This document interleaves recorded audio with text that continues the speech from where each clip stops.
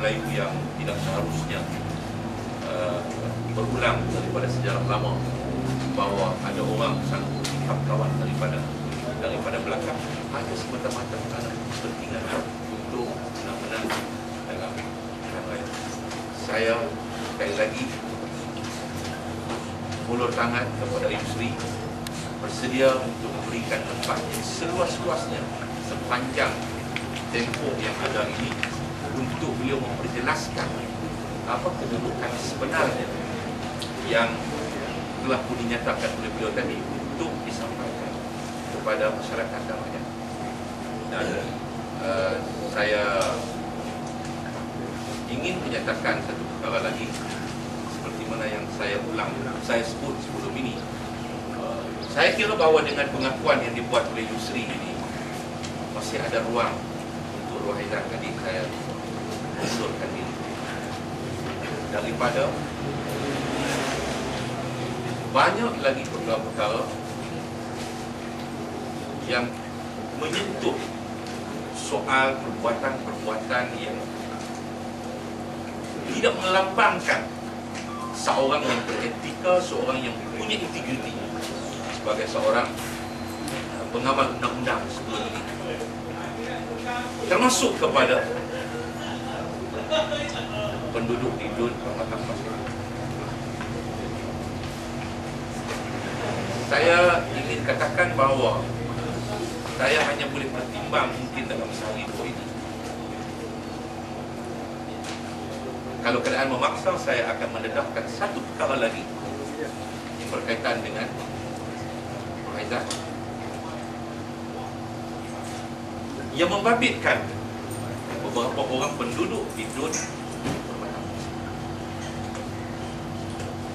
Saya bukan nak mengugut beliau, tapi saya sayangkan beliau sebagai seorang anak muda, sepatutnya menggilah masa depan dia sebelum beliau masuk ke gelanggang untuk bertanding dalam. Berserahlah kepada beliau, dan saya mengharapkan bahawa pemimpin UMNO menjadi penasihat yang baik, memberikan nasihat yang baik, yang jujur kepada Rohaizan, bukannya menjadi penasihat yang jahat kepada Rohaizan. Okey, Sing. Tak nak, sebab saya tak suka bercakap perkara-perkara yang tidak baik. Tapi kalau dia cakap ini, dia duk kata orang lain yang punya pasal, partner dia punya pasal. Saya tak boleh terima. Sebenarnya kes yang baru ni tak ada berkaitan dengan firma dia lah. Kes yang Kita dengan firma dia. berkaitan juga? Ya, kita dengan firma dia. Di waktu dia masih berada dalam firma dia. Tapi kalau ada kesalahan, tak kira dia untuk tidak still ada lapor di apa yang tidak saya nak katakan bahawa local standardnya ialah orang yang terlibat untuk mengambil apa-apa tindakan yang akan. Tetapi beberapa orang itu telah bertemu dengan saya, memberitahu tentang kekecewaan mereka, kes mereka yang masih sampai saat tak tahu apa nak jadi. Saya tak nak sebut kes apa. Dia orang tunggulah. lebih besar daripada yang sekarang. Soal besar kecil saya kira. Dia bukan nipis apa. Dia UMNO ni, dia UMNO Reserve Nasional, dia kata saya kalah nipis. Dia kata nipis kalah. Kes punya tu lah kecil besar nipis apa yang dia kan. But do you think that giving 1 or 2 days for him to withdraw before saya akan bekerja. Saya pun tak tahu, saya akan bincang dengan kawan-kawan nak mempertimbangkan sama ada perlukah besok. Saya akan tengoklah selepas daripada Yusri membuat satu pengakuan pendedahan terhadap kedudukan sebenar ini. Kalau malam ini ataupun besok dia masih bertahan, kata dia tidak terlibat dan sebagainya, saya tak boleh tunggu lama. Bapak saya tunggu lama, bapak saya memasak.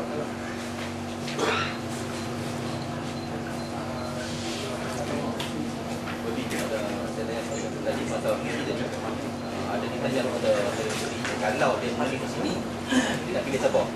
Dia cakap tadi dia akan pilih sahabat je lah. Apa komen?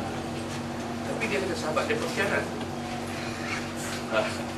Saya mungkin tersasar bagi saya dalam keadaan satu pertanyaan ataupun apa nama, yalah dia mengenang juga. Saya nak katakan bahawa Yusri ini mempunyai sifat yang jujur dalam berkawan, berbanding dengan Rohaidah yang sangat tikam dia daripada mereka. Ini satu perbezaan yang boleh anda semua lihat bagaimana sifat jujur seorang kawan. Saya katakan bahawa hak mengundi hak pribadi. Tetapi yang penting beliau telah mendedahkan bahawa Rohaidah telah melakukan perkara yang tidak betul seperti yang dilaporkan. Dan beliau tadi saya dengar bahawa beliau mengaku bahawa Rohaidah bukan menjadi pengkhianat kepada Amrul. Jadi mungkin dari sudut publiknya beliau mengatakan bahawa dia nak beli Rohaidah, tapi pilihannya yang betul dia pada hari ini. Saya tak nampak dia akan mengundi seorang pengkhianat seperti yang dia mahu. Tapi saya nak katakan dia sangat berakhlak di publik. Bila orang bertanya dia tentang Rohaidah, siapa yang dia akan ini, dia kata dia sayangkan kawan. Sifat orang.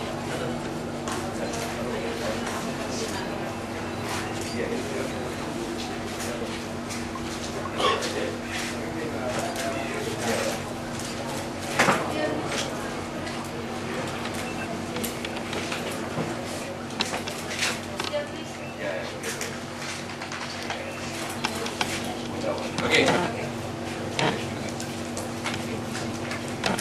Ada lagi? Ruang bagaimana yang akan berlaku pada Yusri sekiranya Yusri maksud untuk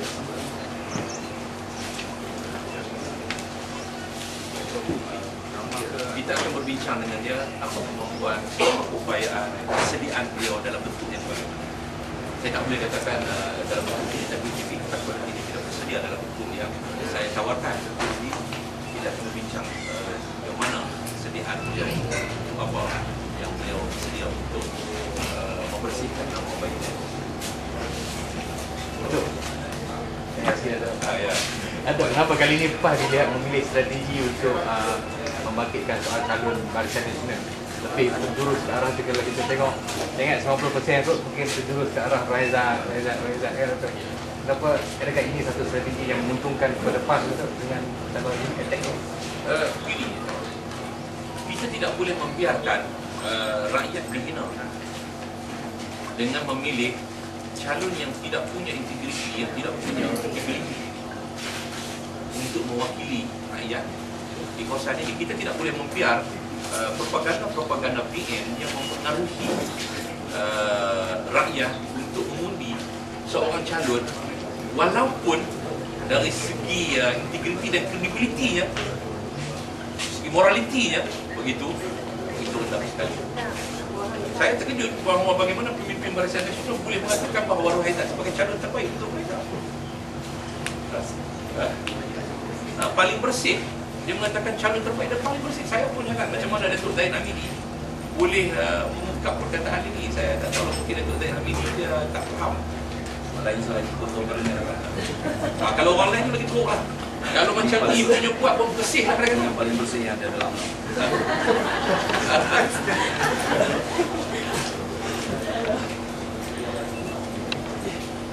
Okey. Terima kasih semua. InsyaAllah